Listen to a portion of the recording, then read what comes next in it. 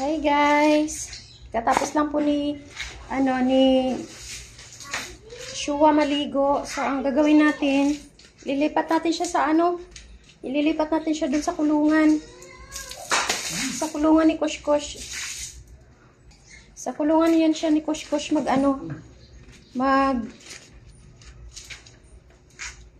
doon. Ilalagay natin.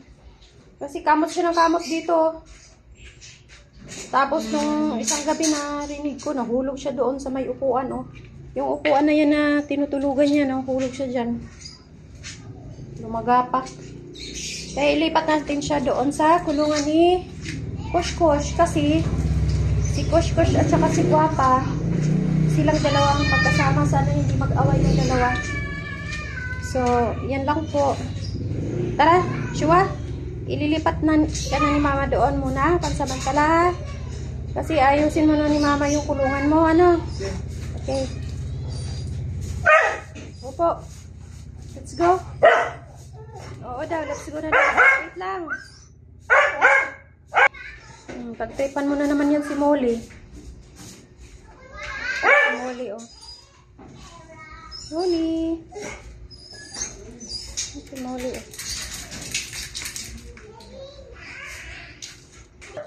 So, yun guys. Dalawa sila nagsama dyan. Tapos si Shua naman, ilalagay natin yung sa loob. Tanggala, iyahan ko ay. Iyang belt. Magaway pa naman yung dalawang yan.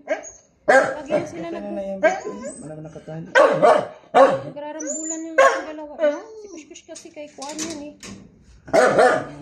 Gitero yan.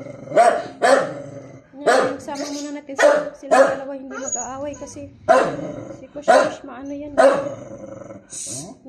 Parang malungkot si Guapa tuloy. Mukhang malungkot si Guapa. Huwag kayong mag-aaway, huy. Ba't mag-aaway kayong dalawa? Ha? Shua. Hindi pwede ha? Kush, hindi ha? Naaway mo si Shua eh. Ganyan sila, hindi pwede. Kaya nakahiwala yung bulungan ni Shua at saka ni Kush-Kush kasi kapag nagkakit yung salbahe, tingnan mo. Inihianak ka na tuloy. Oh. Tapos naman to si Shua, oh, bumuka ka dyan. Kakabuhos ko lang dyan ng bumuka. Galit na si Kush-Kush. Tingnan mo si Guapa, oh.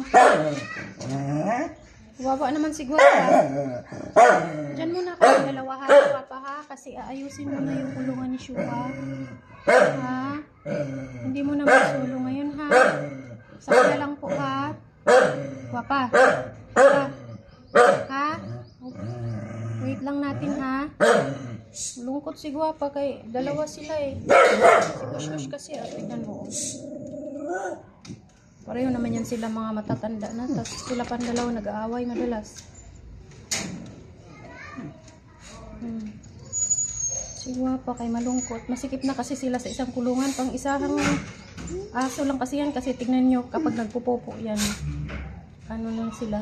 Mahihigaan nila yan. Sa bagay, diretso naman yung ihi. Diretso ang ihi doon sa baba. Tai nga lang ang pupo nga lang nila ang dyan. Yan. Yan muna. Maglilinis pa tayo. Linisin ko palabas. O, Shua. Okay ka na?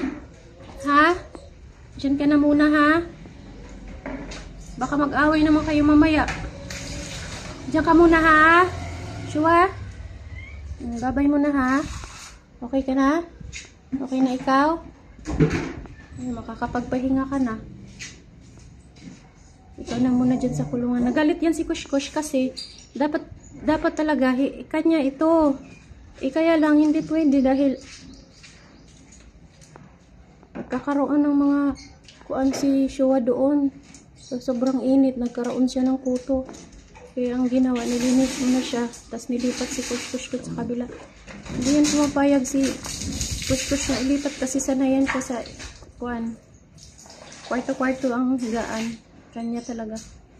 Buti hindi nag-away yung dalawa. Ayaw ko lang mamaya. Kay unang magkakasama nila niyan. Baka mag-agawan sa pagkain yan. Tingnan na lang natin mamaya.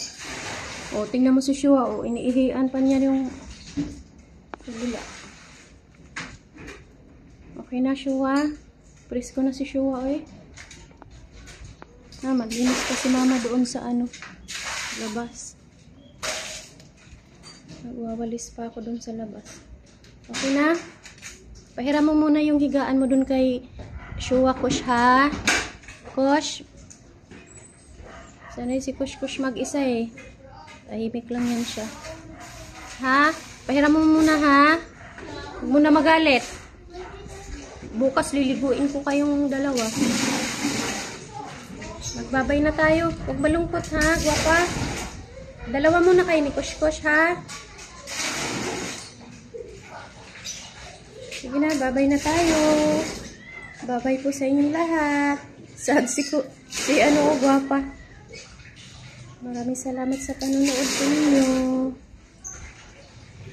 Thank you po. Maraming salamat sa 154 na mga subscribers natin. At sa mga susunod po na mag-subscribe. Thank you po. We love you all. And God bless you. Bye.